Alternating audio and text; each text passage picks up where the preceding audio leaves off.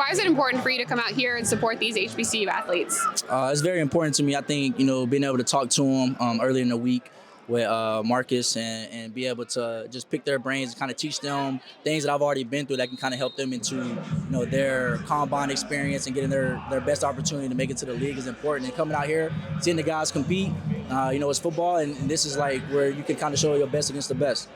You had a lot of exposure coming from Tennessee, but for these athletes, they don't have the same opportunities. What is this week like for them? I think, it's very important to them because, they're getting an opportunity, first off, right? You go back to when it started and was it 2022 when they got to actually start getting into doing the HBCU stuff. I think that there's a lot of great athletes in HBCUs that don't get the exposure. So to be able to come out here and broadcast their talents in front of all 32 teams and in front of everybody is huge. And I think everybody takes it serious. And I think that they know that, only 1% make it. And, they all feel like they're that 1%. I think that they should. With the Combine coming up next week, what are your memories from that event? The Combine was so fun. I had a set 40 time that I was going to run. I think the whole Combine set for me was just all about my 40 for me.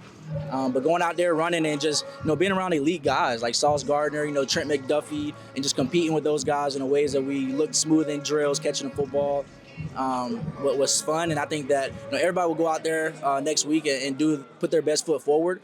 I think the only advice I would give to them is don't be tight, right? Don't feel like you got to kind of be in your own little bubble. I think out there you surrounded by greatness and everybody's gonna push you to another level.